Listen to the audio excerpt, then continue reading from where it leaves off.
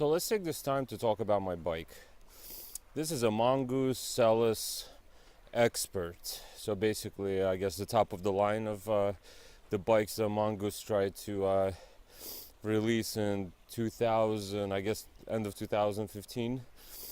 Um, so basically, I went with this bike because I love to, or used to love to shop on nashbar.com, and they always have like 25% off when you buy things, and and a lot of times it's they have it for bikes.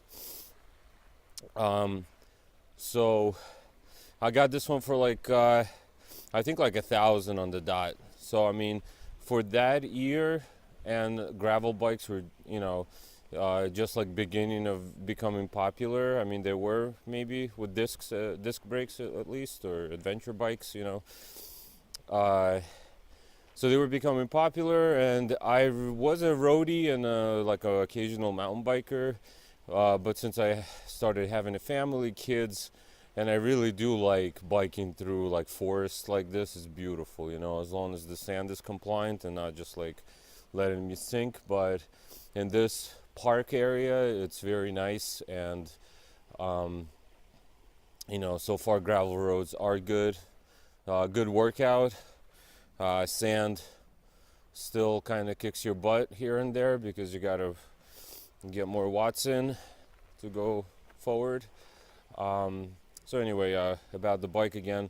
So I got the bike, family. So I needed basically a road bike that can, have wider tires in it. And this bike served me very well. I did not do anything except change out the seat post for a carbon one, and also use my wife's seat because for some reason the woman's specific seat was pretty comfortable. So a little over 2,000 miles later, and I would say 2016, 17, 18, 19. So that many years, I started to replace things. So my rear tire went. I am a very heavy rider. I usually probably weighed about 230 pounds every time I biked on this gravel bike. So the wheels are really good. I think I had to true them only once, and that's after doing a 170 mile bike packing trail ride from Pittsburgh to Cumberland, Maryland with my friend. So I think the weight of my butt, the rack and the panniers and everything on the rear untrued a few spokes. But again, I was able to ride that time a little afterwards before I had to get my bike shop to true it. So that's pretty good. So these wheels, I could actually see bulletproof, because I went from nice, pavement to sand to dirt roads to single track to roots to whatever, and they've been really, really good. Also the WTB Nano tires, 40C on this bike, so it's 700 by 40C. Held up very good. Definitely more like a off-road mountain bike tire, but the grip was good through mud and everything. So for now, I replaced the rear tire because it was just like so many holes in it, with the Panaracer 700 by 43C SKs. So far they're good. Tubeless, I'm running tubeless on both. The rear tire needs some time because I can't say a day, but after maybe 3 days or something, it does go a few pounds of air pressure down, so I have to pump it up. But other than that, that's really not a big thing, because I always check, or everybody should check their tire pressure before they go out on a ride. So yeah, not many complaints about the bike.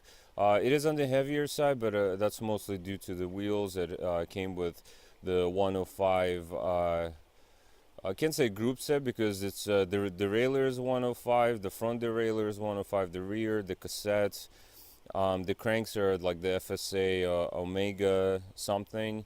They're good, but I noticed they're like 170 millimeter crank arm just recently, and I actually prefer 172.5. So that would be the other upgrade I'll be doing. I have a Stages power meter, so I got me the newer 105 drive side, and I'm just waiting for Duval oval rings that I got to be shipped to me, so that way I can have some ovality on my bike.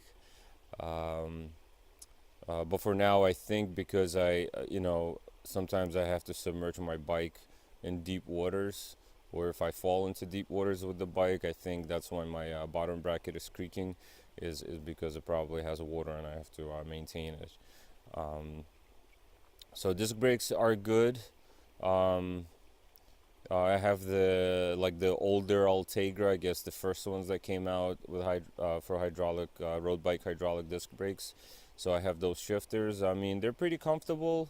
No, I mean, really had no problem with this bike. I do like this bike. It's, you just go on it, do, minimum maintenance, and it's always ready, not giving me any problems really.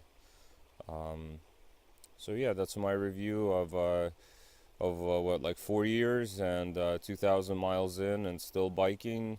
Wanna do upgrades, and I'll probably do another video then. But for now, I need to take a look on how I can cross this guy.